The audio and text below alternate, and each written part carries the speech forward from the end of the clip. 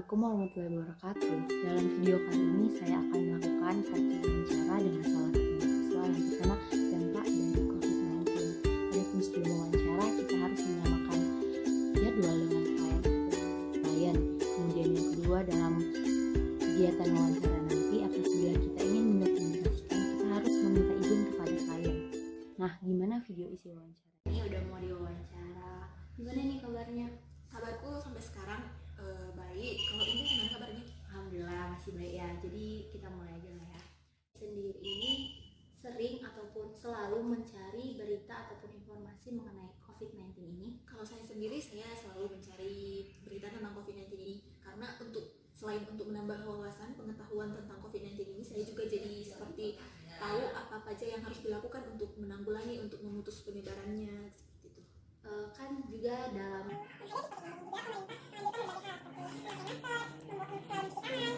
sanitizer ataupun berbagai lainnya, apakah Edi sendiri melakukan hal tersebut?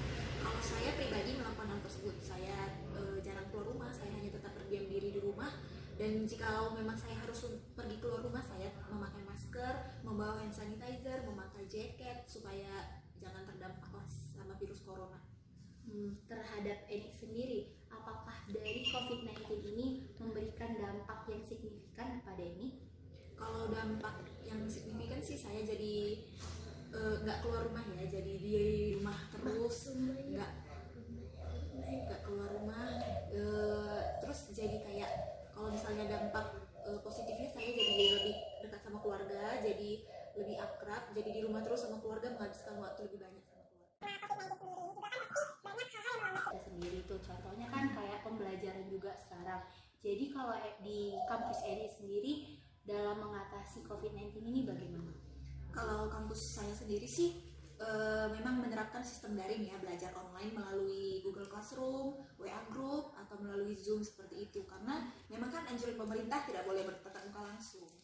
Dari kebijakan kampus untuk menangani dari dampak COVID-19 ini sendiri, apakah mempermudah, apakah malah menyulitkan Anda? Kalau saya pribadi sih, menurut saya ada dampak menyulitkannya dan ada juga yang mempermudah. Menyulitkannya seperti misalnya jaringan. Kalau misalnya jaringannya jelek kan kita jadi nggak bisa belajar. Terus kendalanya juga kuota internet, kuota data kan, dan juga pembelajarannya saya jadi kayak nggak mengerti gitu, karena kalau misalnya dari fakultas saya sendiri, dosennya lebih banyak, sistemnya lebih mengirim bahan. Mereka tidak menggunakan Zoom atau Google Meet seperti itu, jadi mereka hanya mengirim bahan, jadi kita belajar sendiri. Itu kan kurang efektif ya kalau menurut saya. Lebih efektif kalau dia menggunakan Zoom, jadi kita mendengar penjelasan, dia memberi contoh, memberi penjelasan, jadi kita lebih mengerti gitu. Kalau misalnya yang mempermudahnya sih, menurut saya kita jadi nggak perlu capek-capek repot-repot ke kampus, bisa kuliah sambil di rumah ya kan, sambil tidur-tiduran, sambil apa gitu. Mahasiswa ya. Menurut Eni sendiri, apakah kegiatan daring dalam menghadapi COVID-19 ini apakah efektif atau tidak? Menurut saya tidak efektif, karena mahasiswa jadi, apalagi teman-teman saya kan, menurut pandangan teman-teman saya malah jadi lebih kayak malas-malasan. Kalau misalnya dia cuma kirim bahan terus langsung absen, bahan yang nggak dibaca kan dosennya nggak tahu. Sebenarnya saya jadi kayak nggak mengerti gitu, karena kalau misalnya dari fakultas saya sendiri, dosennya lebih banyak, sistemnya lebih mengirim bahan. Mereka tidak menggunakan Zoom atau Google Meet seperti itu, jadi mereka hanya mengirim bahan, jadi kita belajar sendiri. Itu kan kurang efektif ya kalau menurut saya. Eni sendiri, apakah harapan Anda dalam menanggapi keadaan saat ini? Kalau saya sendiri berharap virus corona ini, COVID-19 ini supaya cepatlah berlalu, janganlah lagi ada gitu ya, karena saya juga rindu untuk berinteraksi di luar rumah, untuk melaksanakan kegiatan-kegiatan saya yang seperti semula. Saya belajar, saya pergi ke kampus.